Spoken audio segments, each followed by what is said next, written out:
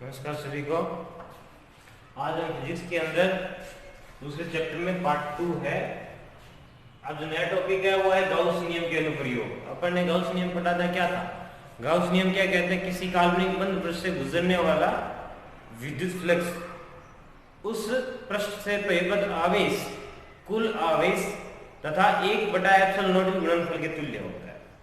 अब यहाँ पे गाउस नियम के अनुप्रयोग दिए हुए हैं कि वो अनुप्रयोग का मतलब क्या करना है, गाउस नियम का उपयोग करके और विभिन्न वैल्यूज निकालनी है। मतलब कैसे? जैसे हमारे इलेक्ट्रिक फील्ड में विद्युत क्षेत्र निकाल दिया, ऐसे निकालना आपको, ठीक है। तो यहाँ पे सबसे पहले जो आता है अनुप्रयोग के अंदर वो है एक समान आवेशित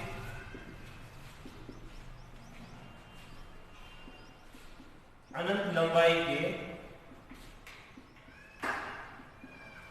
चालक तार के कारण विद्युत क्षेत्र, ये पूछा है, ठीक है। एक समान आवेशित अनंत लंबाई चालक तार के कारण विद्युत क्षेत्र वो कितना होता है? तो इसके लिए देखिए, आपके पास अनंत लंबाई का चालक तार है। अब अपने को विद्युत क्षेत्र निकालना है इसके कारण। ये डॉट डॉट लगाया तो ये अनंत लंबाई का हो गया। इसका मान लीजिए मैंने मध्य बिंदु O ले लिया, इससे r दूरी पर एक कोई पॉइंट T स्थित है, इससे r दूरी पर, ठीक है। अब क्या करते हैं, यहां पर एक समान रूप से आवेश है, वो वितरित है इस प्रकार से। अब अपन ने दो पॉइंट ले लिया, एक A पॉइंट और एक यहां पे B पॉइंट, जो कि इन दोनों से समान दूरी पर है, L और L दूरी पर। यहाँ पे एक अल्पांश काटा जो कि लंबाई है dl, और यहाँ पे भी अपन ने अल्पांश काटा जो कि लंबाई है dl। इसके कारण विद्युत क्षेत्र इस P बिंदु पर देखा तो वो आया मेरे पास dl के कारण आएगा, वो आ जाएगा dE1 हो जाएगा। और इस B पॉइंट के कारण आएगा P बिंदु पर, वो हो जाएगा अपने पास dE2 हो जाएगा। कहानी सुन रहे? अब मान लीजिए मैंने ये जो दूरी है वो ले ली, x ले ली, ठीक है, और ये ले लिया कोण थीटा, तो ये भी कितना होगा? थीटा। ये x, तो अपने पास जो कोण होगा वो भी थीटा होगा, समान होगा। अब देखिए यहाँ पे दोनों देखो अलग अलग दिशाओं के अंदर है, तो अपने को घटकों के रूप में लेना पड़ेगा। घटकों के रूप में इस dE1 का, इसका अगर ये थीटा तो ये आपस में थीटा हो जाएगा से कोण से, ठीक है। ये dE1 है, dE1 ये थीटा के पास वाला घटक किसका होता है? कोस का होता है, तो dE1 कोस थीटा हो जाएगा। इसका dE1 का थीटा से दूर वाला ऊर्ध्वाधर कितना हो जाएगा? dE1 sin थीटा हो जाएगा, सिंपल। अब क्या करते हैं, dE2 की बारी आती है। dE2 के लिए देखिए यहाँ पे ये इसके थीटा है, थीटा के पास वाला घटक क्या हो जाएगा? dE2 cos थीटा हो जाएगा, और इसके क्या हो जाएगा? दूर वाला जो घटक है वो हो जाएगा dE2 sin थीटा हो जाएगा, सिंपल है। ये घटकों के रूप में वियोजित कर दिया। अब मेरे को चाहिए dE1 और dE2, तो इसमें जो सबसे पहले कहानी यही लिखनी है। आपने क्या किया? आपने ये किया है कि इस पर आपके पास क्या एक तार है लंबाई का, जिसके अंदर A और B लेते हैं, जो मध्य बिंदु O है, इससे L दूरी पर है, वहां पे dL अल्पांश काटते हैं दोनों तरफ, ठीक है। ये इस O से R दूरी पर अपने बिंदु P ले लिया। अब dL से क्या लेते हैं? P पर अपने विद्युत क्षेत्र ज्ञात करना है, तो इसके कारण आएगा dE1 और इसके कारण आएगा वो dE2 आएगा। इतना नहीं लिखिए। अब यहाँ पे क्या करते हैं? dE1 की बात करते हैं। अब dE1 क्या होता है? KQ/R² होता है, तो यहाँ पे K Q की जगह आ जाएगा, यहाँ पे आवेश होगा वो कितना हो जाएगा? dQ हो जाएगा, दोनों तरफ dQ आवेश, तो ये हो जाएगा K dQ अपॉन दूरी कितनी दे रही है आपको? x दे रही है, तो ये x² हो जाएगा। ये समीकरण नंबर 1 दे दी। इसी तरह से B के कारण होगा, B के कारण P पर विद्युत क्षेत्र ये कितना हो जाएगा? dE2 बराबर में क्या हो जाएगा? K dQ अपॉन में x²। ये 2 नंबर समीकरण। अब इससे देखा क्या, 1 व 2 से क्या पता चला आपको? कि जो DE1 है वो बराबर है किसके, DE2 के। अब बराबर है तो अपन क्या करते हैं, DE1 तथा DE2 को घटकों के रूप में वियोजित करने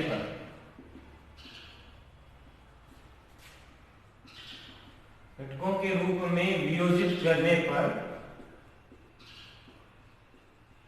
क्या होता है, देखिए अब घटकों के रूप में वियोजित करेंगे तो ये ऊर्ध्वाधर घटक DE1 sin थीटा और DE2 sin थीटा परिमाण में तो समान और दिशा में है आपके पास विपरीत, तो ये एक दूसरे को क्या कर देते हैं, निरस्त कर देते हैं। ठीक है, तो यहाँ पे DE1 और DE2 घटकों के रूप में वियोजित करने पर जो ऊर्ध्वाधर घटक है, ऊर्ध्वाधर घटक DE1 व DE1 sin थीटा व DE2 sin थीटा परिमाण में समान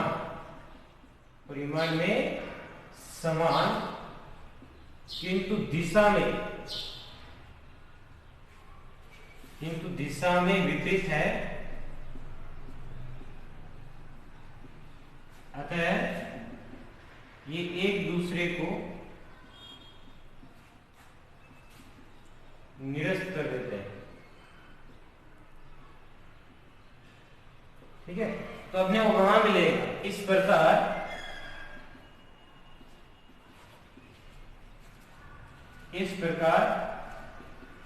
परिणामी विद्युत क्षेत्र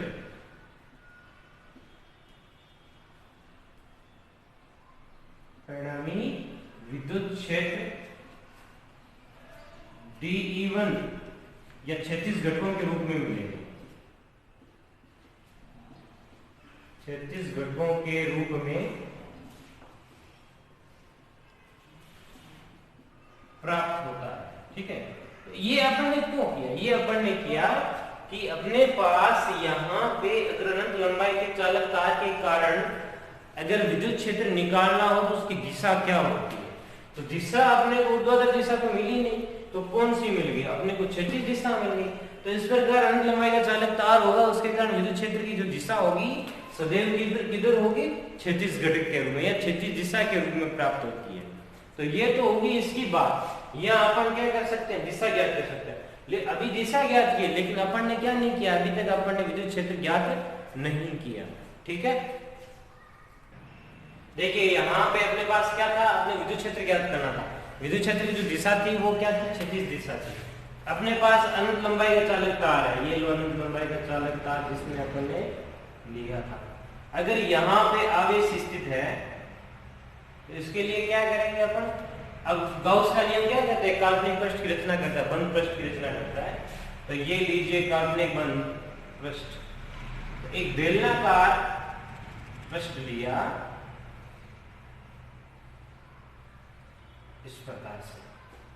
ठीक है, यहाँ पे इसकी जो त्रिज्या थी वो ले ली अपन ने r। ठीक है, और इसकी जो लंबाई थी वो ले ली अपन ने l। सिंपल। अब देखिए यहाँ पे अपन क्या करते हैं, अब क्षेत्र देखते हैं कितने क्षेत्र है इसके, किस से गुजर रहा है। एक क्षेत्र ये हो जाएगा, ये S1 क्षेत्र है। S1 क्षेत्र है तो अपन क्या करते हैं, जो इसका अल्पांश काटा ds वो इधर, अब विद्युत क्षेत्र किधर रखते हैं, क्षैतिज दिशा में, तो ये इसकी विद्युत क्षेत्र की दिशा होगी E।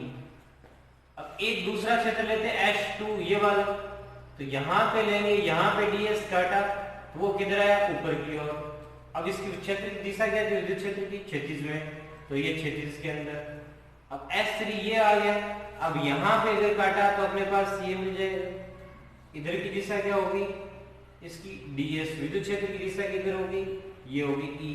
मतलब ये हो गया आपके पास एक बेलनाकार है इस तरह से, इसमें तीन क्षेत्र, एक तो ये क्षेत्र हो गया और एक ये क्षेत्र और एक ये क्षेत्र, तीन क्षेत्र हो गए। ठीक है, तो यहाँ पे इस पूरे के कारण निकालना हो, क्या करेंगे इससे, तो बंद पृष्ठ या बेलनाकार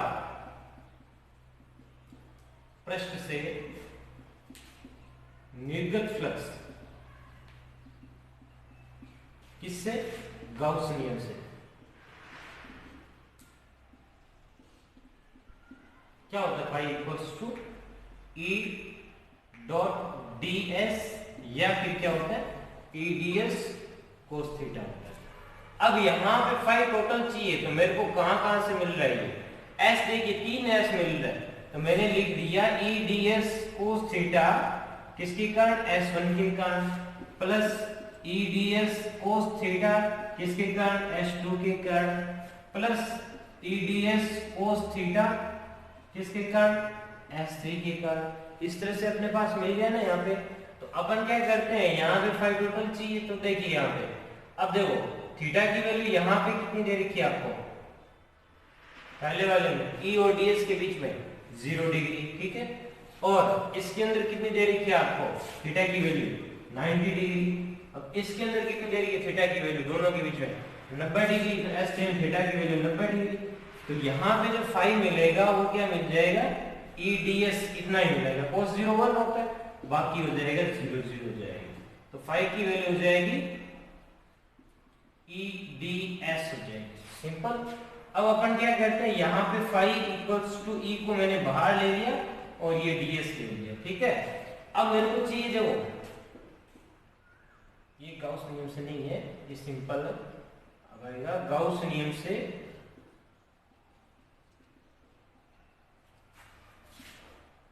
फाई की वैल्यू होती है Q अपॉन में एप्सिलॉन नॉट, ठीक है, ये होगी Q अपॉन एप्सिलॉन नॉट। तो यहाँ पे जैसे ही मैं लिखूंगा तो Q अपॉन एप्सिलॉन नॉट हो जाएगा, इससे इक्वल्स टू हो जाएगा E और ये हो जाएगा DS हो जाएगा, सिंपल। यहाँ पे DS की वैल्यू कैसे करेंगे, यहाँ पे DS क्या चीज आएगा, DS आएगा इसका क्षेत्रफल। अब देखिए यहाँ पे इसका क्षेत्रफल आएगा, वो कितना आएगा, कहां से आ रही है, ये S से आ रही है ना यहाँ पे, तो ये हो जाएगा इसका क्षेत्रफल कितना हो जाएगा, DS इक्वल्स टू हो जाएगा आपके पास 2 पाई RL हो जाएगा, ठीक है।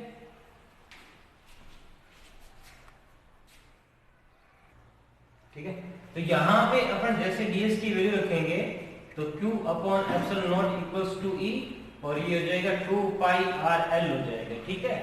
अब E की वैल्यू चाहिए मेरे को, विद्युत क्षेत्र पूछा है ना, तो यहाँ पे विद्युत क्षेत्र निकालने के लिए E इक्वल्स टू क्या हो जाएगा, यहाँ पे Q अपॉन में और ये इधर आ जाएगा 2 पाई एप्सिलॉन नॉट और RL हो जाएगा, सिंपल। अब देखिए एक बताया था मैंने रेखीय आवेश घनत्व, रेखीय आवेश घनत्व है वो बताया था किससे, लैम्डा इक्वल्स टू होता है Q अपॉन L, ये बताया था ना। तो यहाँ पे Q अपॉन L इतना इतना आ गया, ठीक है, तो इसकी जगह मैं क्या लिख सकता हूँ, लैम्डा लिख सकता हूँ। तो E इक्वल्स टू हो जाएगा लैम्डा अपॉन में 2 पाई एप्सिलॉन नॉट और R हो जाएगा, सिंपल। अगर मैंने यहाँ पे ऊपर नीचे 2 से मल्टीप्लाई कर दिया तो ये E इक्वल्स टू हो जाएगा 2 lambda upon 4 pi epsilon not R हो जाएगा। अब 1 बटा एप्सिलॉन नॉट इक्वल्स टू क्या होता है, K होता है, तो E इक्वल्स टू क्या हो जाएगा, इसकी जगह K रख दूंगा तो 2K लैम्डा अपॉन R आ जाएगा। ये अपने को विद्युत क्षेत्र की प्राप्ति होती है, किसके कारण, अनंत लंबाई के चालक तार के कारण विद्युत क्षेत्र है वो ये प्राप्त होगा 2K lambda upon R। R क्या चीज है, इस काल्पनिक पृष्ठ की त्रिज्या, सिंपल। लैम्डा क्या चीज है, रेखीय आवेश घनत्व, जिसका मान कितना था, Q अपॉन में L कर दिया, ठीक है। देखिए अपने पास जो विद्युत क्षेत्र आया था वो आया था E बराबर में 2K लैम्डा अपॉन R आया, ठीक है। अब R पे निर्भरता देखिए आप, E है वो समानुपाती क्या है आपके पास 1/R और E है वो समानुपाती क्या है, लैम्डा है, ठीक है। ये दो चीजें प्राप्त होती है इससे। इसका मतलब अगर मैं E और R के बीच में अगर ग्राफ खींचता हूँ, R इधर लेता हूँ और E इधर लेता हूँ, अब जैसे जैसे R बढ़ेगा वैसे वैसे E का मान क्या होता जाएगा, घटता जाएगा, यहाँ घटता जाएगा। E का मान ऐसे नीचे घटेगा, R इधर बढ़ेगा, तो ये इस तरह से बढ़ता जाएगा, मतलब घटता जाएगा। तो E क्या हो जाएगा, विक्रमानुपाती क्या हो जाएगा, R हो जाएगा। अगर मैं यहाँ पे लैम्डा ले लिया, रेखीय आवेश घनत्व और E ले लिया, तो इसमें देखिए ये क्या चीज आ रही है, यहाँ पे समानुपाती आ रहा है। समानुपाती का मतलब ये हो गया, ये जैसे जैसे लैम्डा की वैल्यू बढ़ेगी वैसे वैसे क्या होता जाएगा, E की वैल्यू बढ़ती जाएगी। तो अपने को कैसे मिलेगा, इस तरह से मिलेगा। तो E समानुपाती क्या होगी, लैम्डा जैसे जैसे बढ़ा E की वैल्यू क्या होती जाएगी, बढ़ती जाएगी। तो ये ग्राफ हो गया, एक तो हो गया 1/R ये सॉरी आर और ई के बीच में, एक लैम्डा और ई के बीच में। ठीक है, देखिए दूसरा इसका जो अनुप्रयोग है वो है समरूप आवेशित अपरिमित कुचालक पट्टिका के कारण विद्युत क्षेत्र। अब अपने पास बोला है ना समरूप आवेशित, आवेश क्या एक समान रूप से आवेशित है। अपरिमित का मतलब हो गया अनंत डायमेंशन है, मतलब अनंत इसकी लंबाई चौड़ाई है वो है। अपने पास बोला कुचालक पट्टिका के कारण, कुचालक का मतलब क्या हो गया, वहां पे जो आवेश होगा वो एक समान रूप से वितरित होगा उसके आयतन के अंदर भी कुचालक में। तो मेरे पास यहां पे मान लीजिए एक पट्टिका ले ली अनंत लंबाई की,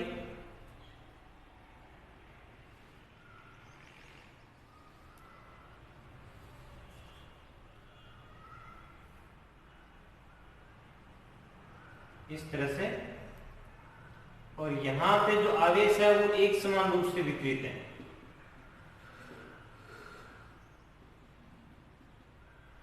ठीक है, अब क्या करते हैं, यहां पे पॉइंट ओ लेते हैं, इसके दोनों तरफ एल और एल, मतलब यहां पे एल डिस्टेंस पे, यहां से एल डिस्टेंस पे एक पॉइंट ए ले लिया और दूसरा पॉइंट बी ले लिया, सिंपल।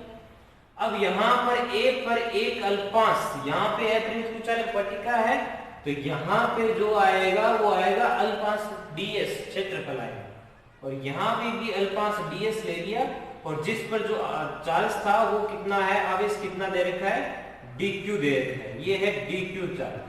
अब क्या करते हैं, इससे r दूरी पर एक पॉइंट p लेंगे और इसके कारण एक इस a बिंदु के कारण जो p पर विद्युत क्षेत्र आएगा वो आ गया अपने पास कितना, dE1 आ गया, और इसके कारण आएगा वो कितना आ जाएगा, dE2 आ जाएगा। दोनों की ये जो x और ये भी क्या हो जाएगी, x हो जाएगी। यहां से कोण थीटा ले लिया, ये भी थीटा, तो इसके शीर्षाभिमुख कोण से ये दोनों क्या हो जाएंगे, थीटा हो जाएंगे। अब देखिए यहां पे अपने को मेन चीज क्या करना, दिशा ज्ञात करें। अगर कुचालक पट्टिका है तो उसके कारण कितना आएगा, क्या नहीं है, उसकी दिशा ज्ञात करते हैं। दिशा ज्ञात करने के लिए अपन ने दो चीज की। अब क्या करते हैं, dE1 देखा जाए तो dE1 की वैल्यू वैसे पहले क्या था अपन ने, कि dq अपॉन में x स्क्वायर, और dE2 की वैल्यू भी कितनी हो जाएगी, यहाँ पे k dq अपॉन में x स्क्वायर। क्यों, ये भी x पूरी ये वाली हो गई x होगी, और यहाँ पे आवेश है वो कितना दे रखा है, dq है। दोनों दो बराबर है, तो अब इन दोनों को घटकों के रूप में वियोजित करेंगे। थीटा के पास वाला जो घटक होगा dE1 cos थीटा हो जाएगा, और इसके दूर वाला क्या हो जाएगा, dE2 dE1 sin थीटा हो जाएगा। और इस dE2 की बात करते हैं तो यहाँ पे इसके थीटा के पास वाला घटक dE2 cos थीटा, और दूर वाला घटक इसका हो जाएगा dE2 sin थीटा हो जाएगा। अब देखिए इससे पता चल रहा है, क्या वैल्यू चल रहा है कि dE1 और dE2 बराबर है, जिसका मतलब dE1 sin थीटा और dE2 sin थीटा बराबर है, लेकिन परिमाण में समान और दिशा में विपरीत है, तो ये एक दूसरे को क्या कर देंगे, कैंसिल आउट कर देंगे। तो जो परिणामी विद्युत क्षेत्र हमेशा किधर मिलेगा, क्षैतिज घटकों के रूप में मिलेगा। तो पहले वाली वही बात कि यहाँ पे dE1 और dE2 को, dE1 व dE2 को घटकों के रूप में वियोजित करने पर,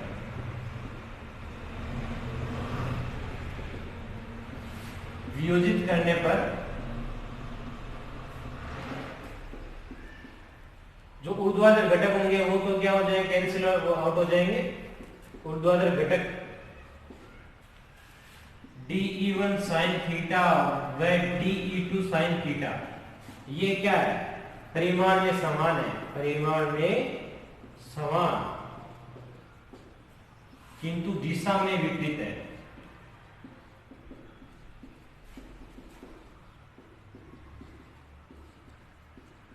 अतः ये एक दूसरे को निरस्त कर देते हैं।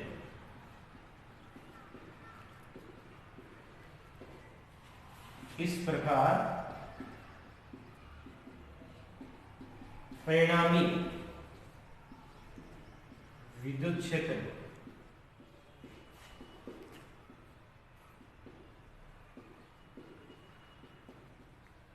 क्षैतिज दिशा में प्राप्त होता है। मतलब ये हो गया कि यहाँ पे दिशा कौन सी होगी, क्षैतिज दिशा। ये दोनों कैंसिल आउट हो जाएंगे, क्षैतिज दिशा में नहीं। अब कितना मिलेगा विद्युत क्षेत्र वो अपन कैलकुलेट करते हैं। ठीक है, देखिए विद्युत क्षेत्र ज्ञात करने के लिए अपन ने अपने पास कुचालक पट्टिका है, ये ABCD, इस पर आवेश एक समान रूप से वितरित है। अब देखो गॉस नियम क्या कहते हैं, काल्पनिक पृष्ठ की रचना करता है। ठीक है, गॉस के पृष्ठ की रचना करता है, तो गॉस के पृष्ठ की रचना करेगा तो ये एक बेलनाकार इस तरह से एक पृष्ठ लेगा, ये पृष्ठ ले लिया। अब ये पृष्ठ है वो दोनों तरफ से आर पार है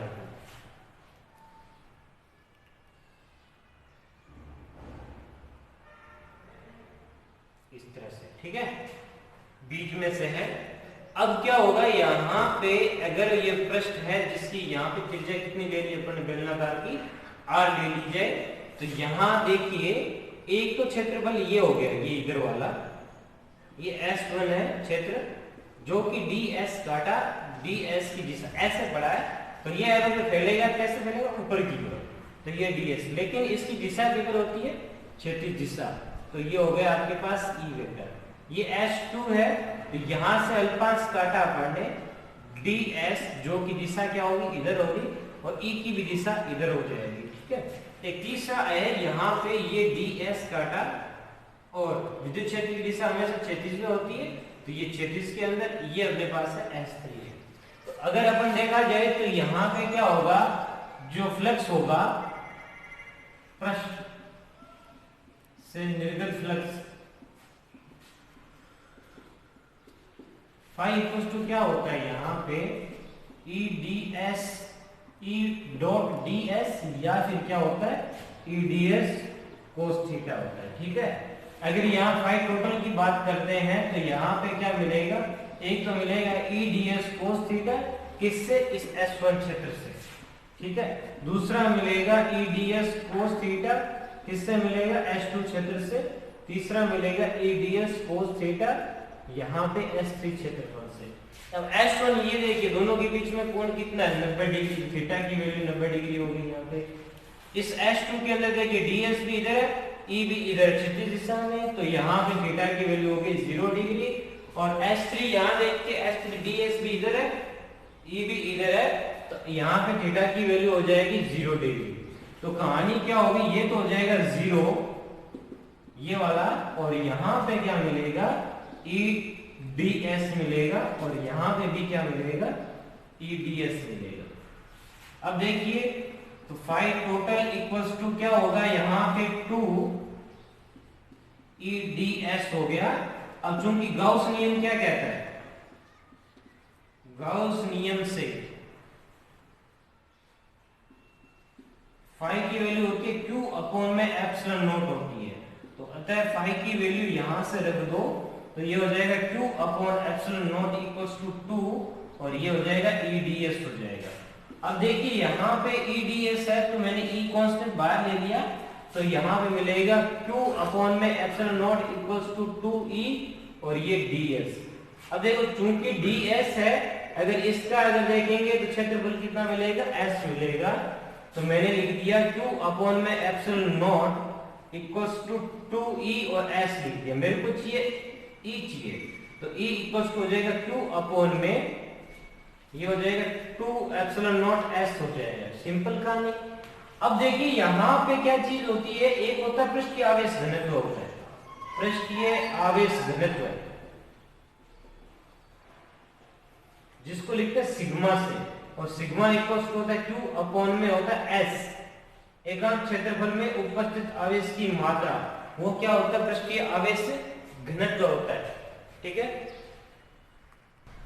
तो यहाँ पे सिग्मा की वैल्यू Q अपॉन S दे रखी है, तो मैं जैसे यहाँ पे Q अपॉन S की वैल्यू रखता हूँ, तो E इक्वल्स टू हो जाएगा सिग्मा अपॉन 2 एप्सिलॉन नॉट हो जाएगा, और ये जो अपने को क्या प्राप्त होता है, विद्युत क्षेत्र प्राप्त होता है, किसके कारण, अपरिमित कुचालक पट्टिका के कारण प्राप्त होता है। ठीक है, तो ये याद रखने वाली चीज है। अब देखा जाए तो यहाँ पे जो E है वो किस पे डिपेंड कर रहा है, E समानुपाती सिग्मा है, मतलब पृष्ठीय आवेश घनत्व पर निर्भर करता है, इसके समानुपाती है, जबकि E डिपेंड करता है कि R पर डिपेंड नहीं करता, इसकी दूरी पर डिपेंड नहीं करता। तो क्या अगर मैं E और सिग्मा के बीच में अगर ग्राफ खींचूं, ये सिग्मा और ये है आपके पास E, तो कैसे मिलेगा आपको, एक समान मिलेगा, जैसे जैसे सिग्मा बढ़ेगा वैसे वैसे E बढ़ता जाएगा। अगर मैंने ग्राफ खींचना है आर और ई के बीच में, तो क्या ये डिपेंड कर रहा है? क्या नहीं कर रहा। तो ये क्या मिलेगा आपको? कांस्टेंट मिलेगा। आप आर की वैल्यू चाहे कितनी ही बढ़ाओ, ये ई में कोई बदलाव आने वाला नहीं है। अगर यहाँ देखें तो अगर सदिश रूप में अगर ई को लिखें तो कैसे होगा? सदिश रूप में, सदिश रूप में हो जाएगा E vector equals to sigma upon 2 epsilon not, और यहाँ पे क्या हो जाएगा? आर कैप हो जाएगा। ये अपने पास इस समरूप आवेशित अपरिमित कुचालक पट्टिका के कारण विद्युत क्षेत्र प्राप्त होता है। ठीक है। जो तीसरे हेडिंग का तीसरा अनुप्रयोग ये है समरूप आवेशित अपरिमित कुचालक पट्टिका के कारण। अब यहाँ पे चालक पट्टिका है, कुचालक नहीं है, तो इस अवस्था में क्या करेंगे वो देखिए आप। यहाँ पे देखा जाए तो ये एक चालक पट्टिका है, इसके सतह पर क्षेत्रफल होगा, न कि उसके पूरे आयतन में ये वितरित होता है, इसकी सतह पर होगा। ठीक है। अब जैसे अपन देखेंगे इसकी दिशा किधर होगी? दिशा हमेशा क्या होगी? जैसे अपन ने पिछले वाले में किया था कुचालक में, वैसे सेम होगी। इसकी जो विद्युत क्षेत्र की जो दिशा है वो कहां मिलेगी?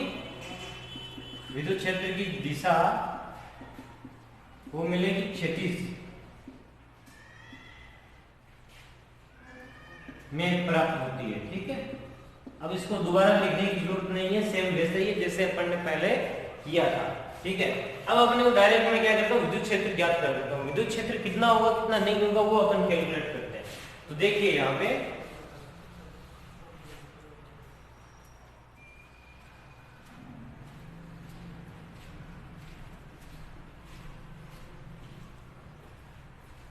ये अनंत लंबाई की होगी इस तरह से। ठीक है। यहां पे अपन क्या कहते हैं? आवेश है वो एक समान रूप से वितरित है। ये अपन ने ले लिया ए बी सी डी ले लिया। अब यहां पर गौसीय पृष्ठ की रचना करेंगे, तो गौसीय पृष्ठ की रचना करने के लिए देखिए इस तरह से प्राप्त होगा। अब इसमें कुचालक और चालक में एक अंतर होता है कि यहाँ पे चालक होती है, उसके जो अंदर चालक आवेश नहीं होता, कुचालक के अंदर आवेश होता है। इसकी चालक में सतह पर आवेश आता है। सतह पर आवेश आता है तो अपने पास क्या है? यहाँ पे इसके आर पार मिल जाएगी, दोनों तरफ मिल जाएगी, खाली इतना मिलेगा आपको। ठीक है। इसकी कीजिए आपने आर ले ली। यहाँ पे क्या करते हैं? एक अल्पांश काटते हैं जो कि ds होगा। विद्युत क्षेत्र की दिशा हमेशा किधर होती है? क्षैतिज के कोण में। ये S1 है, यहाँ पे काटते हैं, इसकी दिशा ds किधर और E की भी दिशा इधर होगी। ये है आपके पास S2।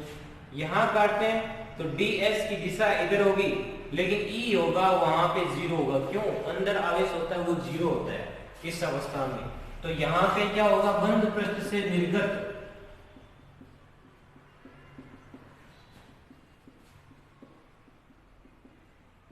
फ्लक्स होगा, वो क्या होगा? Phi equals to E D S cos theta होगा। अब अगर फाई टोटल पूछा जाए तो आप कैसे मिलेगा आपको? ई डी एस कोस थीटा, यहाँ पे किसके कारण? S1 के कारण, प्लस ई डी एस कोस थीटा किसके कारण? S2 के कारण, प्लस ई डी एस कोस थीटा किसके कारण? S3 के कारण। अब देखिए S1 में इन दोनों के बीच में कोण कितना दे रखा है? 90 डिग्री। तो यहाँ पे थीटा की वैल्यू 90 डिग्री हो गई। S2 कौन सा है? ये वाला। दोनों देखो सेम डायरेक्शन में, समान दिशा में, थीटा की वैल्यू 0 डिग्री। S3 कौन सा? ये वाला। तो यहाँ पे E की वैल्यू 0 हो रही है, तो यहाँ पे E क्या हो जाएगा? 0 हो जाएगा। अब जैसे लगेंगे तो फाई टोटल है वो कितना मिला? ये 0 ये 0, तो यहाँ पे खाली मिलेगा EDS। ठीक है। अब चूंकि गाउस नियम क्या कहता है? फाई की वैल्यू होती है वो Q अपॉन एप्सिलॉन नॉट होती है। रखो, अतः ये हो जाएगा Q upon epsilon not equals to E और बाहर हो जाएगा ds। अब चूंकि ds की वैल्यू क्या हो जाएगी? यहाँ पे s हो जाएगी। ठीक है। तो यहाँ पे रखती हो तो ये इस तरह से आएगा Q अपॉन में epsilon not equals to ES हो गया। E की वैल्यू हो जाएगी Q अपॉन में एप्सिलॉन नॉट और s हो गया। ठीक है। अब आपने पृष्ठीय आवेश घनत्व पढ़ा था, सिग्मा की वैल्यू क्या होती है? Q अपॉन में s होता है। Q अपॉन s होता है। Q अपॉन s दिख रहा है यहाँ पे, ये पढ़ा। जिसकी जगह क्या हो जाएगा, सिग्मा हो जाएगा। तो ई की वैल्यू क्या हो जाएगी, सिग्मा अपॉन में एप्सिलॉन नॉट हो जाएगा। ये आ गया विद्युत क्षेत्र, किसके कारण, यहाँ पे चालक पट्टिका के कारण आ गया। अब चालक पट्टिका के कारण सिग्मा अपॉन एप्सिलॉन आता है, और वहां पे किस कुचालक के कारण आता है, सिग्मा अपॉन 2 एप्सिलॉन नॉट। तो यहाँ पे जो चालक होती है वो कितना होता है, उसका दुगना होता है कुचालक से। तो ये विद्युत क्षेत्र प्राप्त होता है इस प्रकार से, ठीक है।